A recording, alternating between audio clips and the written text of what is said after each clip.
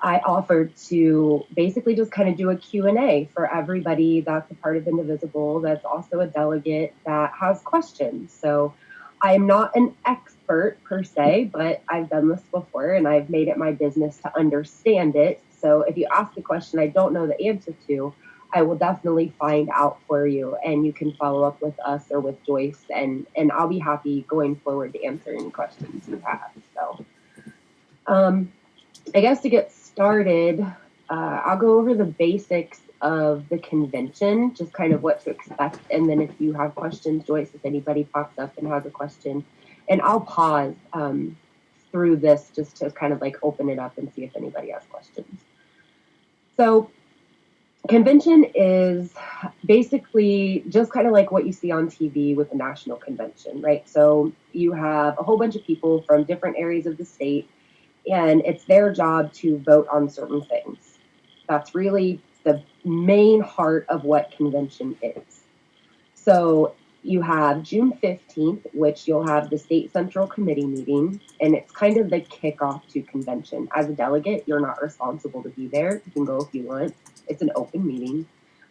It's interesting. If you're trying to learn more, it's definitely an interesting thing to see and witness and kind of learn the process of what the state central committee goes through right before convention. And then that evening is the Hoosier Hospitality Dinner, which is $100 to $150 a plate, depending on if you're a delegate or just a guest and things like that. And then you can sponsor at different levels. The Hoosier Hospitality Dinner it's just a big catered dinner. It's nice, it's fun. But if you don't have the money, you're not missing anything you can't miss. It's not a big deal to not go.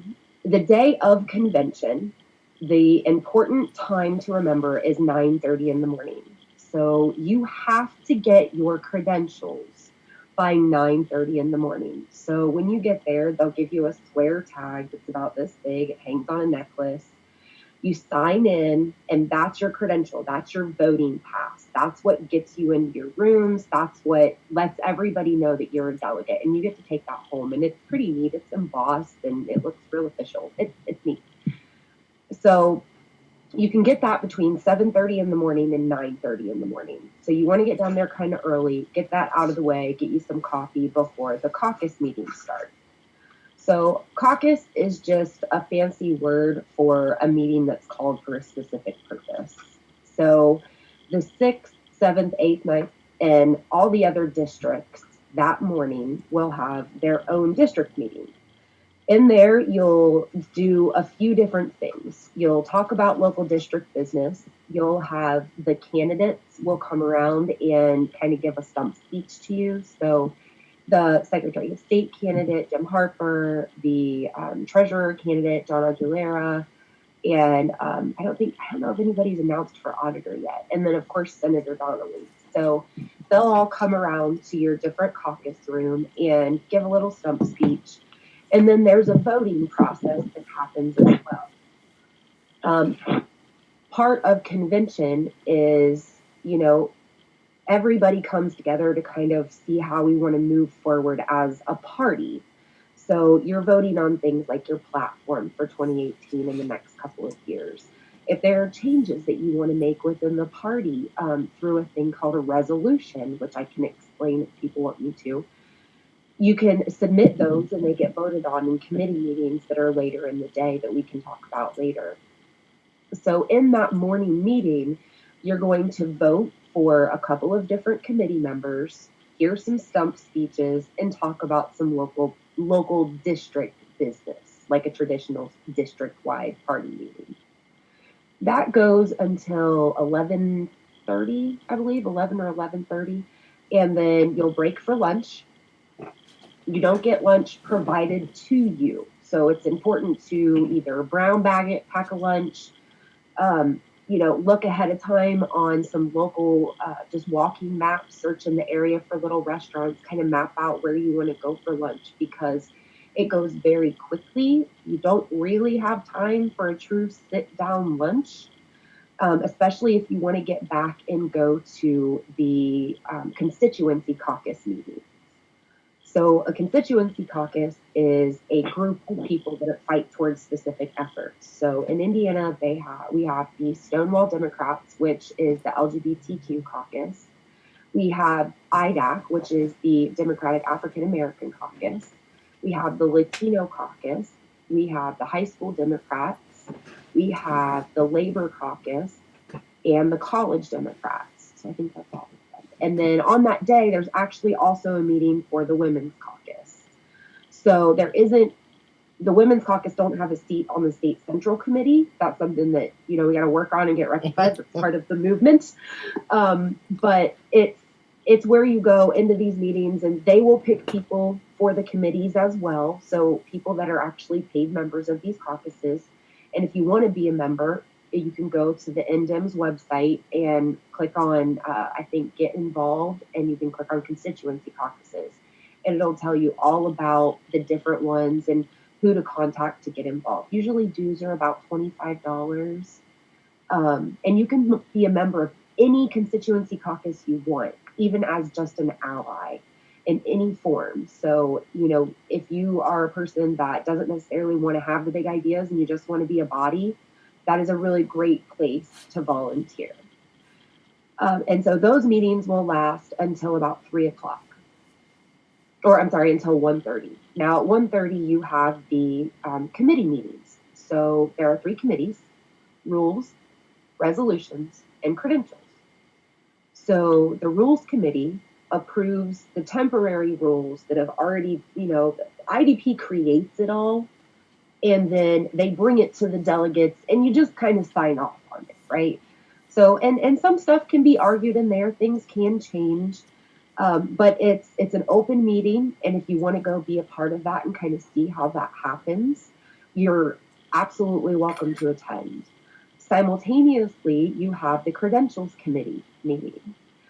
Credential, if you remember, is the little tag that you get in the morning when you sign in. So their job is to make sure that everyone that is there that is voting is allowed to vote, right? So they want to make sure that they're actually a delegate, they actually live in Indiana, they're actually a Democrat. They make sure that the delegates are valid. Sometimes there are challenges. You can challenge a person's credentials, but you have to have pretty solid grounds. You have to have pretty solid proof that they aren't what they say they are. And then the other meeting that is simultaneous with those two is the resolutions committee meeting. And that one gets exciting. So the resolutions committee meeting is where party activists and just all kinds of party members from all walks of life submit ideas and how they feel like they could shape the party, right? So there are resolutions out now that you can go and look on, because if these resolutions pass that committee, it's just kind of like Congress. If they pass the committee where they discuss it, it'll come to the floor for the delegates in the general session that happens next, and the delegates vote on it as a whole. So a small group of people looks at it, picks it apart, decides whether or not it's something that represents the values, and then if it passes, it goes on for the delegates to vote on. And then you have your general session where you confirm your candidates. So, in your primary ballot, you don't vote for Secretary of State or auditor or anything like that. Those are voted on at convention. So if you want to have a say in those kind of offices, that's what a delegate does. Amanda, Kathy has her hand up. I don't know if it's something that she wants clarification. I was actually getting ready to stop and say if this is a perfect time for questions, because that's the general kind of beginning to end timeline of what the day goes by. So This is perfect questions. Perfect. Kathy, you want to go ahead? Kathy, you're still muted. I'm trying to unmute you and it's not letting me. You might have to do it. I thought you typed something, but I didn't read it. Yeah. So Kathy says, if we don't pay to be a part of a caucus, is our afternoon an empty block of time until the 3 p.m. assembly? It can be. You don't have to attend these caucuses. And even if you don't pay, you can still go. Okay. You just don't get to vote. Right? So you're not technically a member, but you're still a member of the party and you're still welcome to come. It's almost also a recruitment tool. So during that time, all the caucuses meet simultaneously in separate rooms. So you can go see the different ones and what's going on. I highly encourage that you do. And can you tell me what that said? What Kathy said? Yeah. What Kathy said is that, so she wanted to know if it was an empty block. And now JQ said, how do we start a caucus? Can we start a progressive caucus? Okay. That is a really big question. Let me go back to Kathy. I think she had a question about paying a fee. Yeah, she's. So they want. Go ahead, Lisa. Do you see it better? Okay. So I see here it says, so do we pay to be a delegate and then we also have to pay to vote? So constituency caucuses and state party delegate are different things. Okay, so your state party delegate is an elected office. You go and you vote on people in your caucus room, and you vote on people on things at the general session. Those are your two voting duties as a delegate. If you also want to have an additional voting duty as a member of a caucus, you can contact the caucus and become a member either by dues or however. You'd have to contact the caucus and get their rules, but you can become a member there as well. So you're going to have two voting responsibilities in the morning and then in the evening, no matter what. I have a question. Do we have to pay the fee to be in the women's caucus? If you want to be able to have voting rights that day, I do believe you have to pay the fee, yes. But that caucus, remember, is not a member of the state central committee. So they don't have a vote on party direction. So like the Latino caucus, the African American caucus, the Stonewall Dems, college, and I've lost one, Young Dems, all have votes on the state central committee. So they have representatives that sit on the committee with our state chair and everybody else and all of our district chairs, and they get to participate in the discussion on the direction of the party. There is not a women's caucus that is represented on the state party. And the reason there is not actually a women's caucus that is officially recognized is because now, let me say, don't kill the messenger, I don't agree with this, okay? But the way it's worded, all the language within the party rules state that for every chair and vice chair, one must be male and one must be female. So one, it reinforces binary gender, and I hate that. And two, it's how they keep us from having a women's caucus. So basically what they're saying is, well, it's equal. There's one of each in every position of power. So you don't get a special voice on our committee. But the problem with that is that we need a caucus to help direct the party on women's issues, right? So it's not about just being representative. It's about focusing on that progress for that issue. So to start a caucus, I did see that question pop up. Someone did ask about how to start a caucus. One of the resolutions that has been submitted this year is for the party to put in writing the exact procedure to get a recognized caucus. So currently, it's not written down anywhere. The general idea is you kind of have to have meetings around the state. You have to have elected officers. You have to have rules and bylaws. And then you can talk about becoming a recognized caucus. But there's no publicly written down way to become a caucus. So that is also one of the resolutions that is going to be submitted. So I have another question. Is somebody going to ask a change to the rules for the women's caucus? Well, the thing with that is, so it's kind of a three-step process. I see this as a three-step process. We need a women's caucus. We need the language in the rules so it's non-binary and non-exclusive. And we also need to get the actual way to form a caucus written down. right?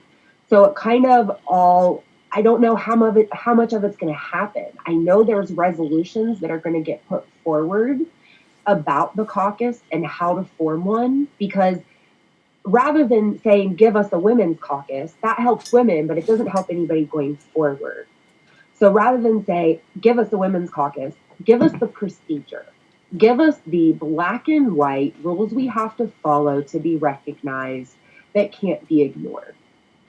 So, and I know that is being sent through as a resolution. I was contacted and talked to about that. So I know that's coming as a resolution. So, and then also there are, I believe, multiple resolutions regarding the language change. Great. So we'll see how that goes. You know, that's why you got to go to the resolutions room. It's so important. Yes. Another question that's here is their dress code for the meeting. Is it business casual or what? Okay, so rule number 1 of delegate weekend: sneakers are professional attire.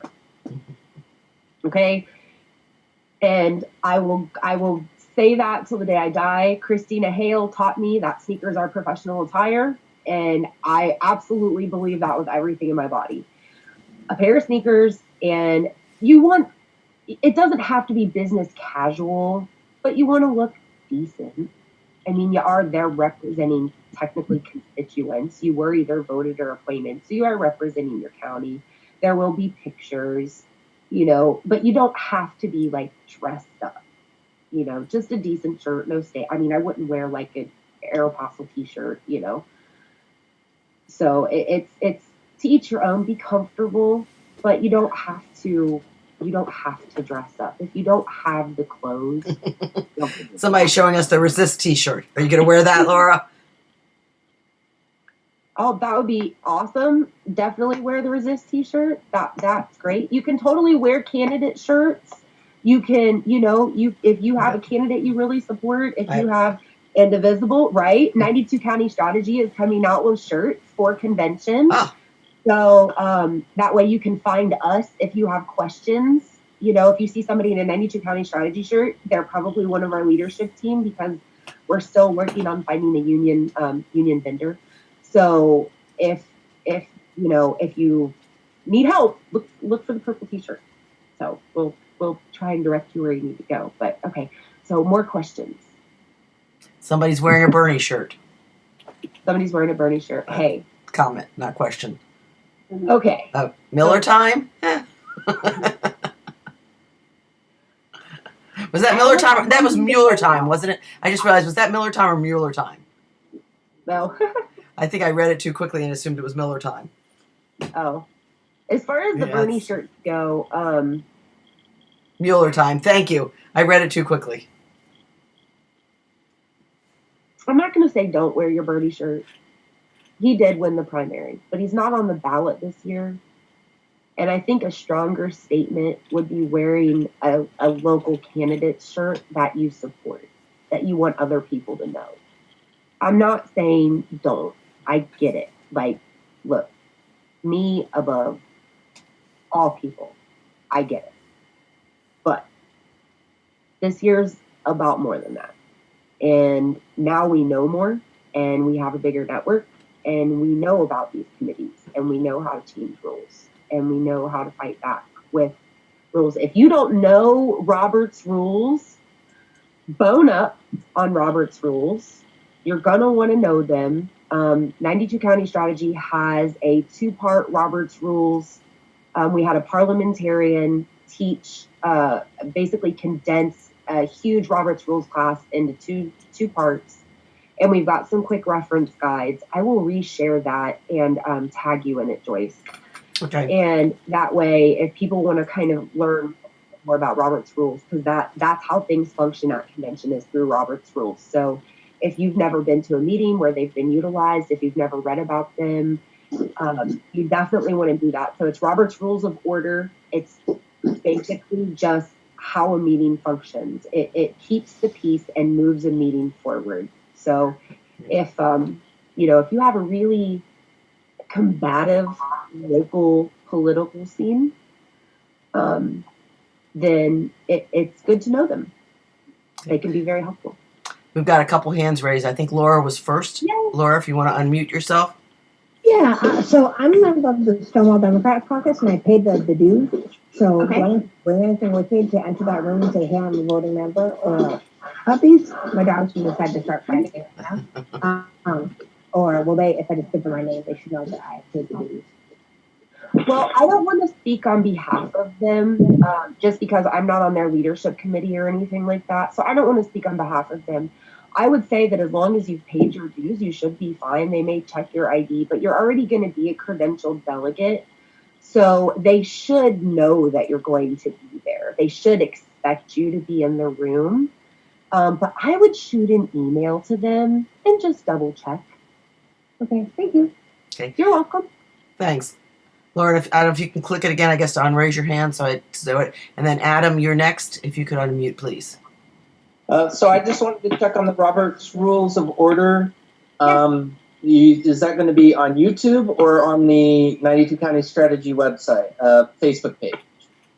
It's on the Facebook page. I do believe it's also on our website. I'd have to go back and double check, but definitely on our Facebook page and our past videos. And Okay. I will reshare that when we get off of here. So put it on top of the timeline. Yeah, and then I will tag Joyce in it. That way, she can share it too if you guys would like her to do that. I'll share it on Indivisible also. Okay. And I've been sharing some things on Women Reshaping Indiana because it has a bigger, definitely a broader group that I want to make sure everybody sees things. Will there be a place for us to study resolutions for convention? Okay, so this is where the timing is crucial. So today's the 3rd, right? Okay, so tomorrow is the deadline for resolution. If you want to email a resolution to the state party for the state party to consider presenting it willingly, okay, tomorrow's the deadline for that. If you want to present it yourself, you have to get a bunch of signatures. And there's a whole process to that. If someone wants to go for the process for signatures for resolutions, message me separately and we'll go over it. It's kind of involved, but not hard, just involved. And then, so the deadline's today. Technically, as a delegate, you should have a right to review the resolutions that have been submitted. So I personally, as a delegate, will be emailing the party asking for a copy of them. I'm hoping they publish them on their own so we can view them ahead of time. But it's anybody's guess. They do what they want.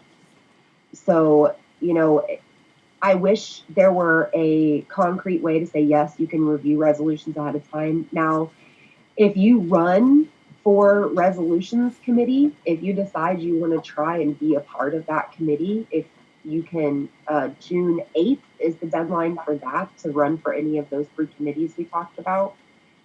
And then as a resolutions committee candidate, again, I feel like you should be able to request resolutions that have been submitted. So we should be able to ask for them and get them. Whether they'll willingly just throw them all out there, I don't know, because these are things that people innately feel need to change about the party structure and the party function itself to be better and move forward. And everyone's resistant to change. Parties are no different. And so we just do the best we can and follow the rules and try to do a good job, try to get it through.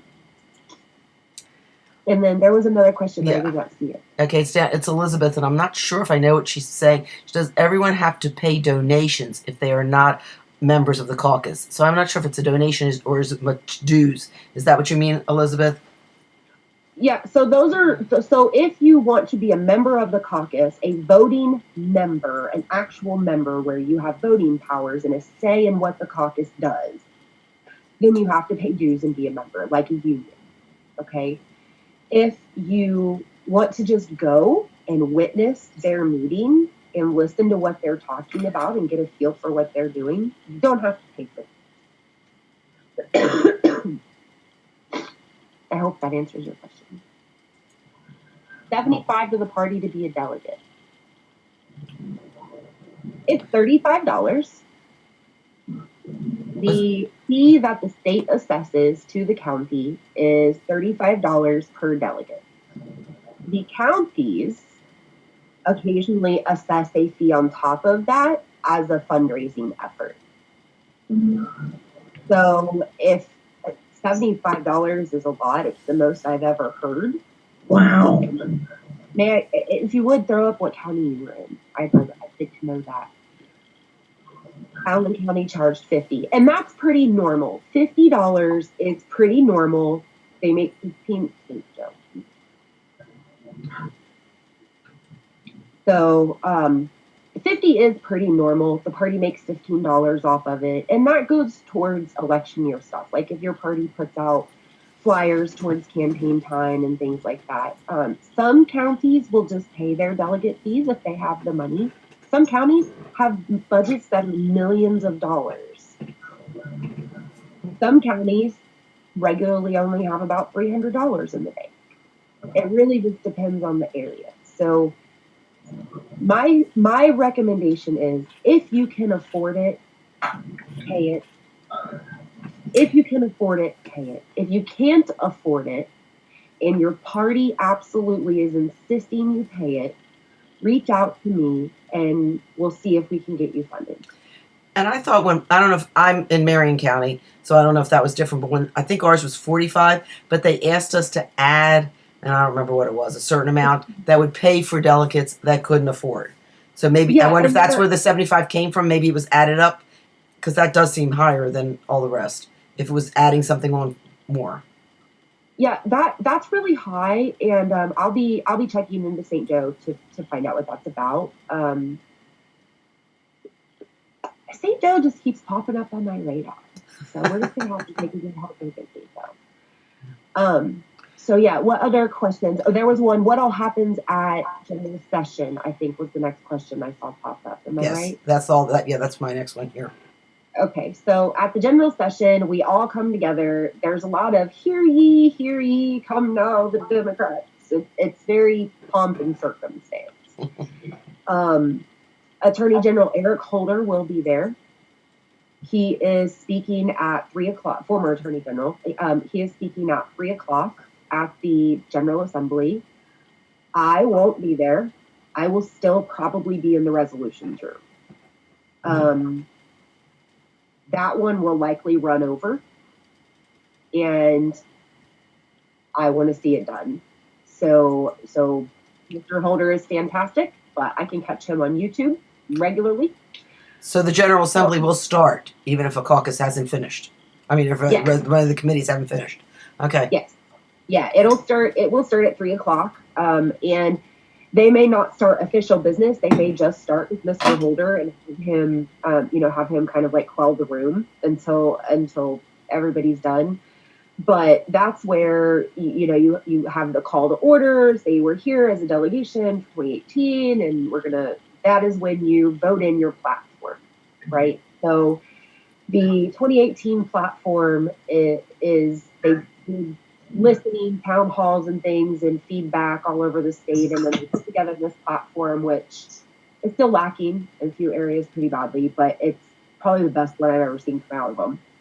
And that is where you will vote on the platform. So the day before, they vote to basically finalize it, and then that comes through to the delegates on Saturday at the general convention, and then you hold an official vote to vote for Donnelly and your treasurer, your secretary, and all that. It's just a voice vote, unless it is really close. And this year, as far as the platform, now that could end up being contested. But it just depends on who's fighting for what and if they get it and how much they believe in it.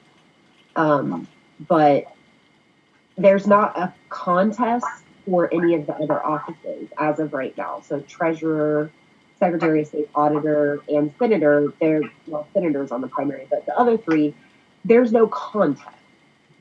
So there's no challenge. So when you go to vote, it's not going to be well, that side sounded louder, that side sounded, there's no two sides. You just vote yay or nay. And they're probably not even going to hear a nay just because there's no one against them. And they're good guys. And then there was another question. How will the committee members be chosen? All week. Oh, I'm sniffing, I'm sorry. The question is, how will the committee members be chosen? Okay, so in the morning, in your caucus meeting with your district, you will vote on the committee members. The candidates, as I said, you have until June 8th to file the form to be a candidate. The best committee candidate is not necessarily the most radical. I would never be elected, ever. Right? So it's not necessarily the most radical or the most outspoken person. Sometimes it's the person that's best able to get both sides to work together and kind of communicate information. You know, if you have someone that you really, really trust as a progressive thinker and you want them to represent your voice, you feel like they will side with, you know, on the side of humanity with things, then maybe that's the person that needs to run. Maybe it's not the best organizer or the best canvasser or the person that's done it for 30 years. You know, you want to make sure that you're not splitting the vote. I know that's something that I hate to hear. I absolutely hate to hear don't split the vote. But at the same time, if you have 5 people run for resolutions and 4 of them are, I'm a progressive, so I'm going to do that. 4 of them are progressives and 1 is not. You have a really good chance of splitting out that vote and you're one non-progressive being the one that gets elected. So if you file to run for that office and you walk into your district room and you realize that there's another candidate that feels like you, that may be a little more electable, don't hesitate to just step down and put your support behind them to try and keep that from people. Or even meet with them ahead of time. This is a call. Somebody is talking that I don't know if they're talking to us. We can hear somebody. And that's really loud. It's my son. Oh, Okay, if you want to put yourself on mute then, Sorry. that's okay. Somebody else Okay, wrote there's something, the I thought. yeah. Do we So know how do anyone? who's going to be who's going to be candidates? Who's running? Well, somebody said, do we know anyone that's running for these committees? There are some people running. Traditionally, a lot of times they get appointed because people don't realize that these are elected offices. So there will be certain people that we're going to run no matter what. Patsy's running. Patsy Spencer's running. I'm running Patsy, and what district are you in, Patsy? 5. 5. Okay, so there you go. You have someone now. Which committee are you running for? I selected the rules committee. Okay. It sounds like there'll be a lot of people running for resolutions. Well, I'm hoping that gets pared down a little bit leading up to that. So the deadline, like I said, to file to run for that is June 8th. So technically June 9th, as a delegate, you should be able to ask for a list of candidates to your district. That way you guys can kind of organize ahead of time and reach out to each other and feel each other out and trying to make a cohesive stand in your caucus room. Okay. I have a few other. We were told at our meeting that we had for delegate training to run for the whole group to run that was there for something, and then drop out and get behind somebody else who would run. Yeah, you can absolutely do that. I mean, it's really easy if only one person runs to kind of make them look bad, and I hope that we don't have any of that this year. But if you're a larger target, it's harder to hit you all, if that makes sense. So don't hesitate to run. But if you, you just have to gauge your own district and see how it is. If you are thinking about running, I encourage you to file the paperwork. And if you want to drop, you can drop. And if you don't want to, or you feel like you really are the best voice, then by all means, campaign for yourself. And good luck. We were going to try to get behind somebody. We had said, yes, we would drop. And get behind. There's 3 candidates, aren't there, for each of the committees? Well, there can be as many candidates as file.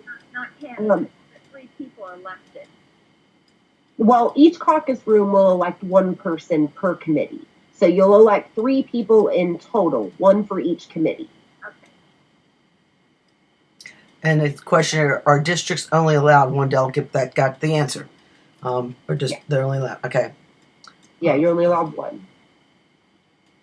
Okay. And what other questions, guys? This is good. Our tactics must strategies campaign committee offers and resolution. It's just like a traditional campaign. So if you're running for one of the offices, I would reach out to the state party and ask for a list of delegates that'll be in your district caucus room. That way you know who to contact. I would call them or email them or both. Make it a point to introduce yourself. Stand outside the caucus room in the morning while everyone's going in and introduce yourself as a candidate for that committee. Even maybe get yourself little buttons or stickers or something. I mean, it's an important position. You have the ability to advocate for values and ideas of people that generally don't get heard. So it's an important position. If you want it, go for it. Go all the way. But standing outside the room, making sure that you reach out to the party and get a list of the delegates in your district, and your district chair might even be able to give you that too. They should, I would think. They should. So you definitely want to get that list and just use it like your campaign list. That's your block list. Amanda, I want to go back to the resolutions thing a little bit for some clarity. You had said that's going to be probably, in your mind, the most important, and there's going to be a lot of resolutions possibly coming up. Yeah. So do those resolutions ever come to are they going to be in the General Assembly for us to vote on? Or is that resolution? Yeah, if they pass out a resolutions committee, that's Okay. why getting on committee is so important. So, because you have the ability, there's been so many times in Congress, we've seen pieces of legislation die in committee that we want to see argued on the House floor, and they just never get there. Got it. And this is the same concept. So as a resolutions committee member, there's a perk. You get to present any resolution you want. Oh. So you mean even if it doesn't come out of committee technically, you can present it? Well, you present it at committee. So to get your resolution, there's 3 ways to get your resolution heard. So there's being on the committee, and then there's the resolutions the committee hears. There's 3 ways to have the resolutions committee hear a resolution. One is you submit it to the party by the end of tomorrow, and they agree that it's something they're willing to let the resolutions committee decide. Okay, so it happens sometimes. The second way is you're a resolutions committee member and you bring forth whatever resolution you want or resolutions. You could sit up there as a committee member or ahead of time and say, if you have a resolution, no matter how many signatures you got, if you got at least 5, bring it up here. I want to read it. Your voice deserves to be heard, right? So you as a resolutions committee member kind of have that power. And then the third way is by signatures.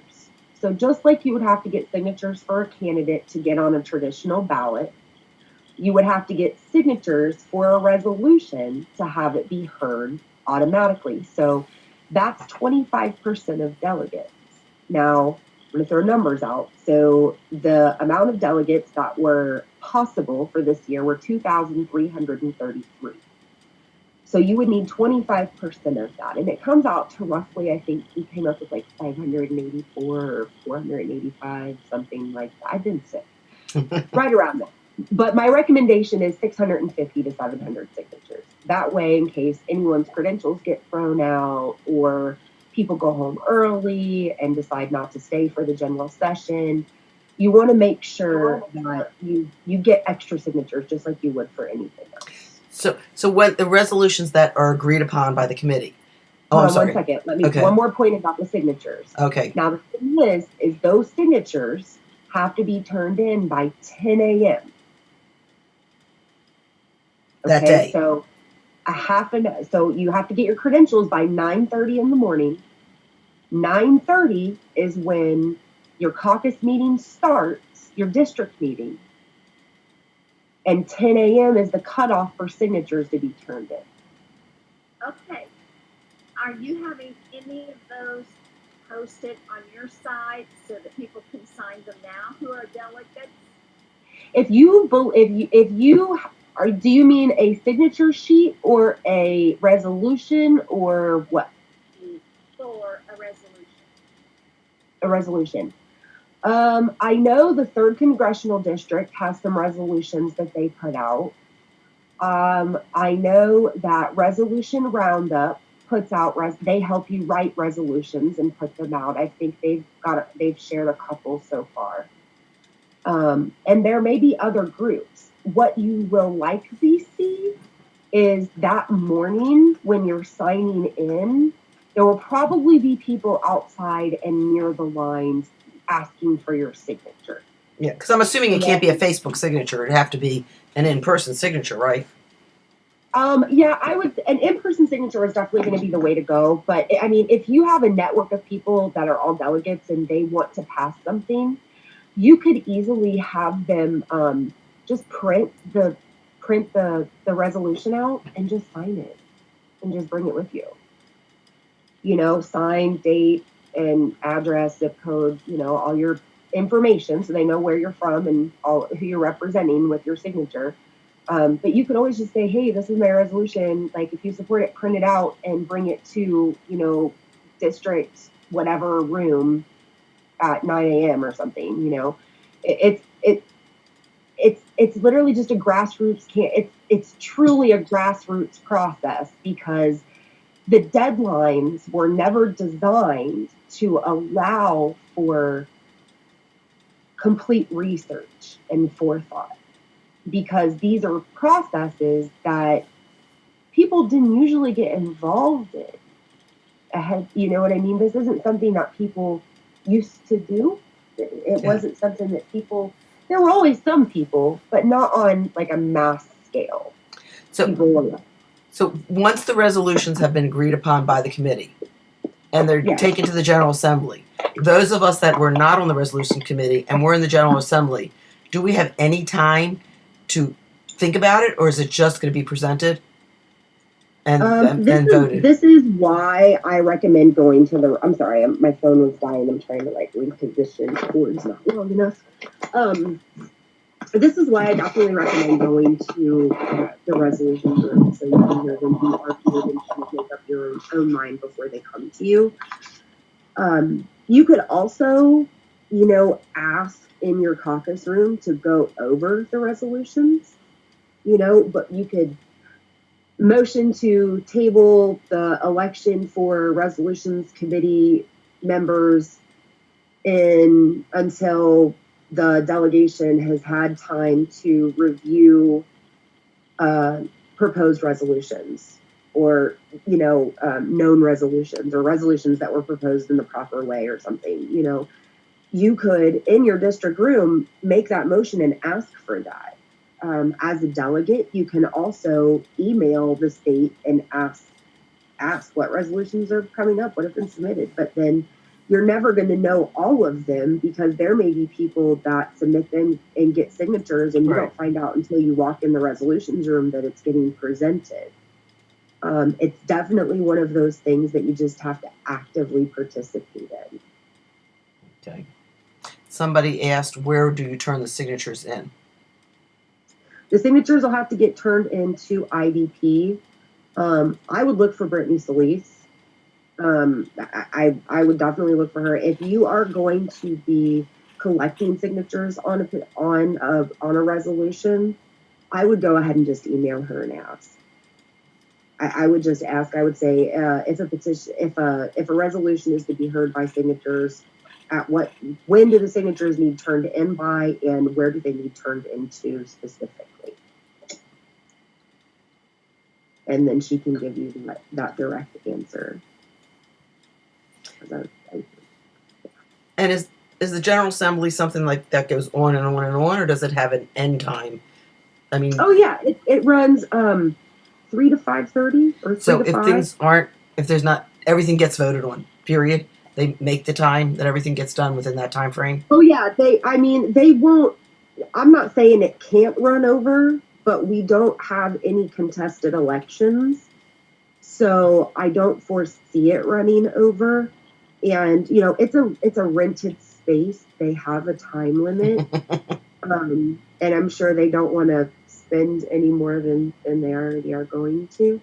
Okay. And other groups have. I think the Young Dems has like an after party. There's usually people that meet at bars all around the area. That afterwards, some people go home and some people kind of stay and hang out and like leave later. It just, but yeah, it's only a couple of hours. It is a long day though. I mean, pack a lunch, bring snacks, bring granola bars, wear comfortable shoes, wear layers in case you get hot or you get cold. Bring your charger for your phone, bring a notebook.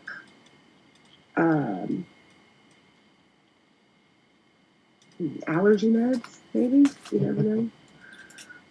But yeah, it's a long day. I'm not gonna lie, it's a long day, and it's meeting after meeting, and the only real break you get is lunch, and it goes really fast. And you don't, like I said, you don't really have time to go have a sit down lunch. So make sure that you have you prepare for that. So, other questions? We got anything? Nothing else typed in. Is anybody else trying to speak? If you have a question, please feel free to unmute yourself at this point, because I know a couple people I couldn't figure out how to raise their hands. So if you can't do that. Recommended parking is a question. Recommended parking.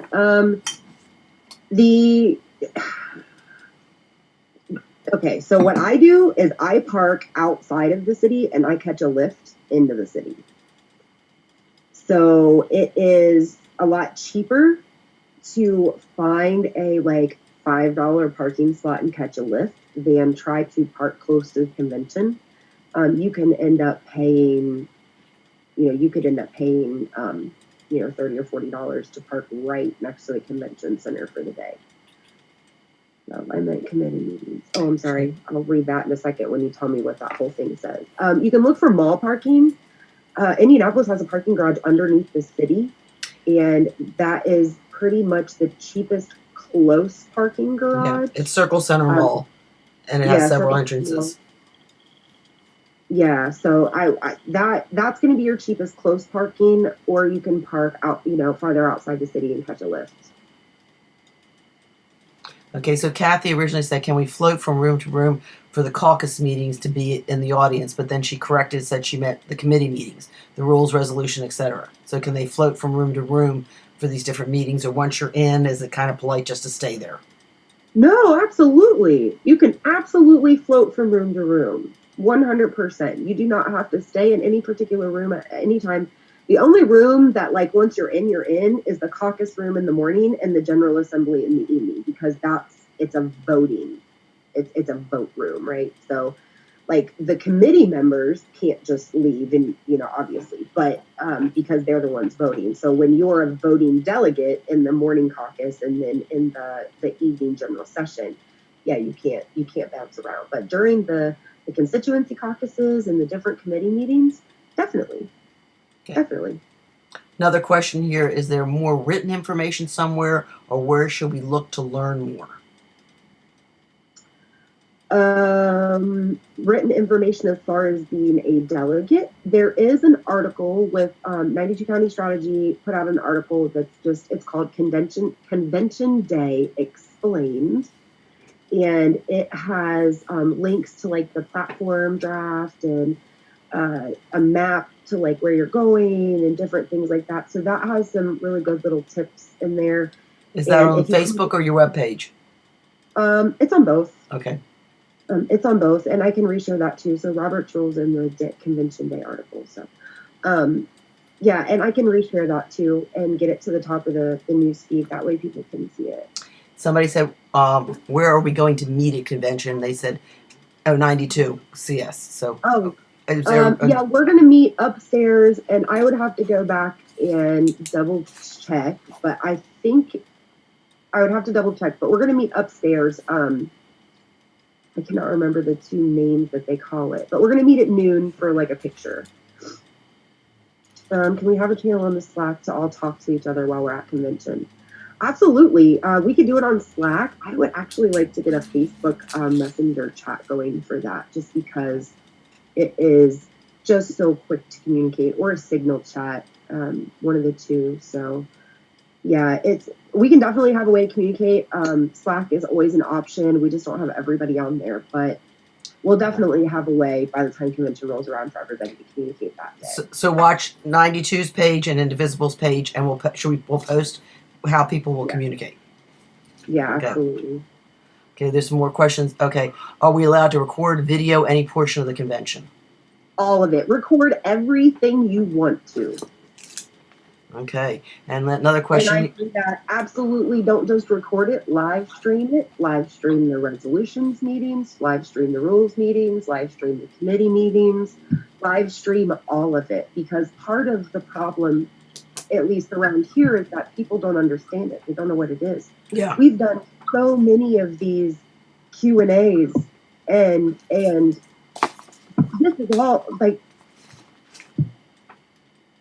I'm happy to do it, but the party should have put something out that like explained all this real simple and easy for people. And it's new, and we encouraged a ton of new people to run for office this year with the Dare to Dim campaign, and so we will definitely make sure that we're answering whatever questions you have and doing this as often as we have to. But if you can go live and you can record it and put it out, and we'll share it. We have the leadership team for 92 and Indivisible. We all have a pretty large network of eyes to get stuff on. So if you share that and you tag one of us in it, I'm sure we will get it live for you and get it out there so people can watch it and learn about it and just see what it is and get interested.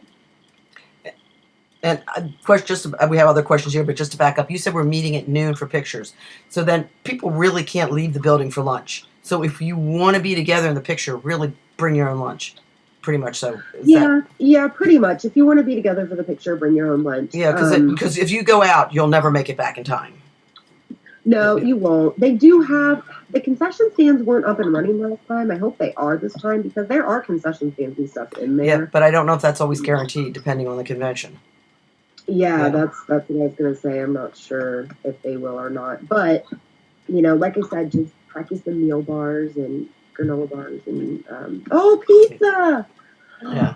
Now, see, our keyboard warriors can always send pizza to the convention center. Okay. And you jumped ahead to food. There's still a few questions before that.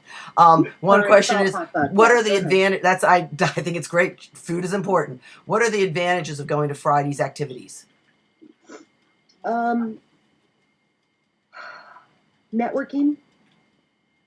Is that the main? If you're running for an office, or if you're trying to get more involved in the party locally, or you want to just kind of educate yourself on the process and kind of peek behind the curtain, I really recommend that State Central Committee meeting for peeking behind the curtain. And if you're interested in networking, if you're the kind of person that likes to get the picture with the party people, and if you're that kind of person, then the Hoosier Hospitality Dinner is great for you. But it really is just it's a campaign dinner. It's not. Oh, it's a way for them to raise money too, right? Yeah, it's really the fundraising portion is what it is, and the food's okay. You get 2 bottles of wine per table. There's dessert. The food's not awful, and it's very pretty. And it's all sit down and catered. Now, if you're going to go to that is nice attire. That's guys in suits, a long dress, a blouse, something. It's definitely, More they have- cocktail attire. Yeah, definitely more cocktail attire. And who's the guest speaker this year? I forgot. I can't remember his name. He's a young guy. Okay. I can't remember his name. Because sometimes that's the draw too, who they have there. Yeah, it just depends. Me, when I'm eating, I want to just eat my food. I feel rude if I'm chewing while someone's talking. So, like, if I'm going to pay for a dinner, I just kind of want to eat it. But Yeah. that just, it just depends. And then afterwards, again, on Friday night, usually there's parties or hospitality suites or, there's different stuff that goes on. It's the more entertainment portion. Friday, other than the State Central meeting, is more entertainment, and then Saturday is more business. What is the State Central meeting? Is that something people should go to? If you, if they do it where they normally do it, it'll be at the Skyline Club, and it's kind of a real posh club in Indianapolis, and you go way up, and you're way high, and you overlook everything, and it's a beautiful view. And they'll start discussing convention proceedings at noon at that meeting. I believe the meeting starts at 10 a.m., but the convention stuff is supposed to start at noon. But it's an open meeting.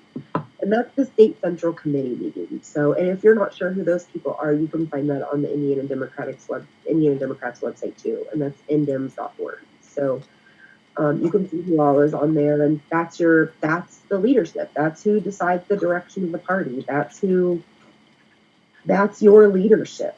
So, I would go if you have the ability to go and pay for parking and get a room overnight, which the party has a block of rooms reserved for about $165 a night.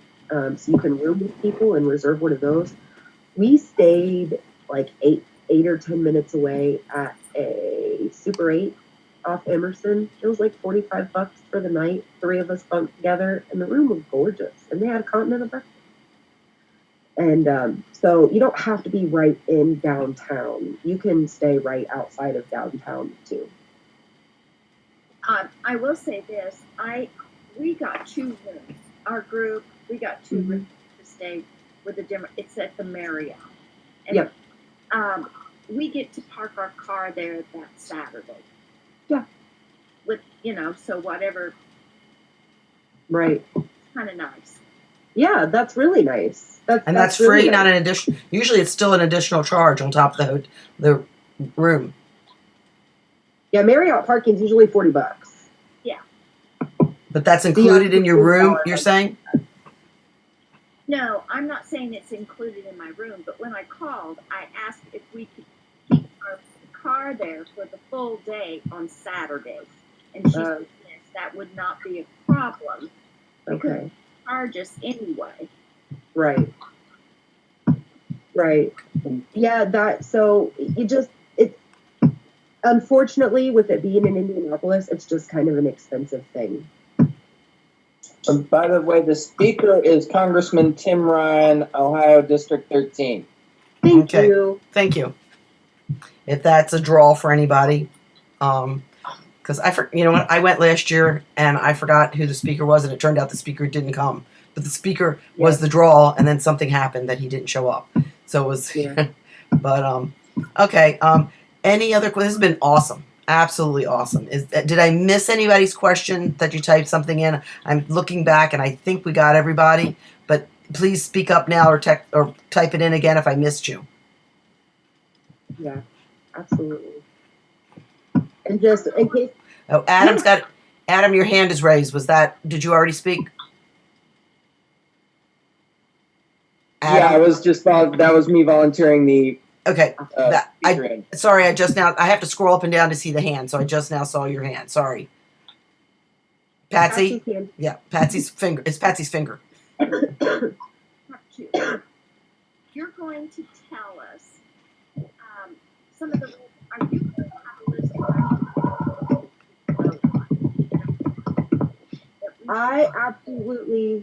I am going to do my absolute best to compile a list of all the resolutions I am able to find and have it available that day, either by a link in the group communication, probably by a link in the group communication effort. Okay. Now, the group communication effort, for me, for a lot of people, that's going from our district or from our group, Facebook would be the best way for us to communicate back. Right. Right. And that's probably what it's going to end up being, as a Facebook Messenger chat, Okay. just with everybody in it. And that is really, it's just the fastest way to communicate. It's not the most secure. I don't like to use Facebook Messenger for organizing. But it's the most convenient in this instance. So, Amanda, how do you want them to request to be on that chat? Should they be sending you a message or sending me a message? I mean, how should we organize who gets in that messenger chat room? Right. Well,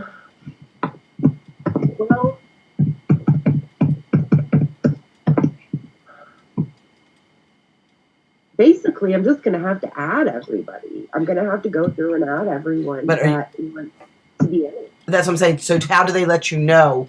Do you want them to private message you, or do you want to post? Do you want to post something on the 92 strategies, and I can do it on Indivisible Indianapolis and say yes if you want to be part of the messaging chat, or how? Well, it's called the Delegate Communication Network, and it's we were going to use Slack for it, but there's a lot of people that don't want to use. They don't like Slack, or they don't get the notifications, or they're just not comfortable with it. Really, the Slack has been.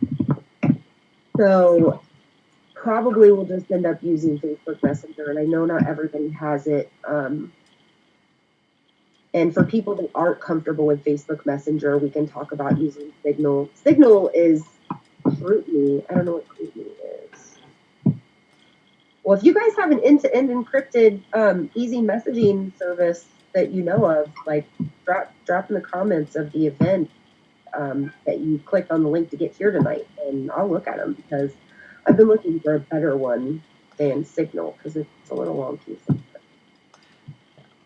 GroupMe is kind of like group text messaging. I don't know if I thought, Patsy, you're the one I thought would talk about it, but it's not good for a conversation going on and on. It's only good for, like, if you want to get somebody's attention and message it. It's not good for having the conversations like a Facebook Messenger or Slack does, where the messages keep going down. Well, see, Slack is encrypted, and they use blockchain encryption too. So Slack's actually the more secure option. Yeah. And Signal as well is encrypted, and so it's WhatsApp. But I've never used WhatsApp. But really, Slack would be premier. Okay, this is I know. Yeah. Do Slack on your phone. Yeah. Yeah, there's a Slack app for your phone for sure.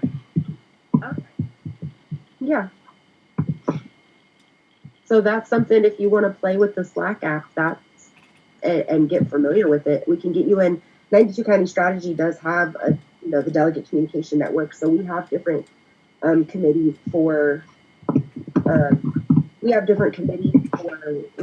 threads for the different committees and different districts. And, there's a Q and A thread, and there's a mentor network if you need like a lot of help. There's, if you have, for actual convention day and stuff. So Slack is really the better way.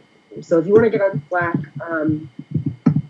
basically, if you want to get on Slack or be a part of it, comment in the event that you went to make for this. So the Q and A event that for tonight that we started at 8 on Facebook, that Facebook event, just post in there, and then that way everybody knows exactly where that's at and we can find it.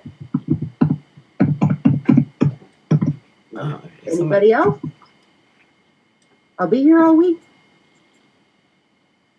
GroupMe's not encrypted was said, and somebody asked something else. I'm trying to go back and remember what it was. Something about, are you going to mention something about the food? I don't know what that means either, what they're asking. Food. Well, if it's food for the day of convention, eat breakfast early. It's not provided to you. The caucus rooms occasionally will have donuts or something, or coffee, but don't rely on that. Pizza. Oh, the pizza. Yeah, we were talking about pizza. I mean, if you have friends at home that wanted to go to convention and can't, and they still want to help out, they can always deliver pizza to delegates. No, I don't think any delegates return no pizza. Not most of them, anyway.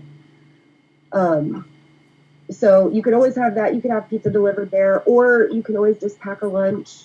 You can, and you can leave to go eat. Again, like I said, I would pull up the convention center on like Google Maps and just search locally for restaurants and see what's there, see what's local, and you might find a little something that you can like run and grab something and then come back to the convention center and just eat it while you're waiting on the next meeting to start if you want. And then again, the next meetings after lunch are the constituency caucuses. So if you're not a voting member of a constituency caucus, you have a little longer to eat lunch. So except for the group picture, we're not getting together then in any way. I would love to if that's what people want. It's just such a full day. I didn't want people to have more to worry about. Yeah. But if we get on a group chat or whatever, and everybody kind of decides like, yeah, we want to meet and this is what we want to do, we can do that for sure. Okay. I'd love to do that. I'd love to get a great big group picture of all the people that decided to come out and do it this year. I think that's awesome. I really look forward to that. So basically, unless there's any other questions, I want to just kind of sum up. One of the important things to do is to get onto this particular, the page, the invite page for this, and say how you want to communicate. So we get a sense of what people want, so we can get that done and get that up and running because we only have 2 weeks. So, And I don't mind having multiple communication networks. Like I already have the Slack. So if you want on Slack, put that there. Yeah. If you want Facebook Messenger, put that there. We'll go ahead and run both. Really? That way, yeah, we'll run both. Okay. That way people feel comfortable, or if you don't want to do Facebook, you have Slack as an option. Okay.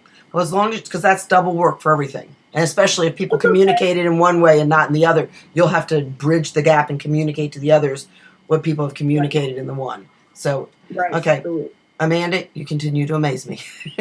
I was going to make them pick. You're the good parent, and you're going to let them have everything. I love it.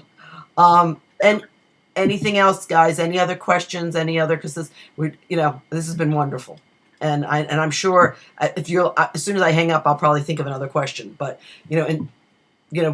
message us. See what else we can do. But right now, anything else? Okay, I don't see anything else popping up. So on that note, thank you all for attending. If you do have other people in your group who are not able to be here, we will share the recording, and I highly recommend they listen.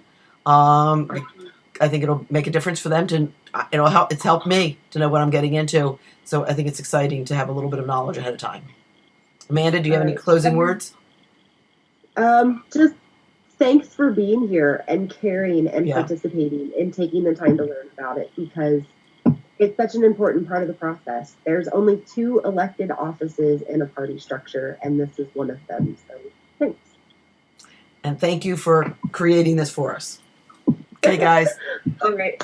If you need anything, just reach out, and as soon as I get this video, I will get it to you. Okay. Everybody have a great rest of the evening. Night. You too.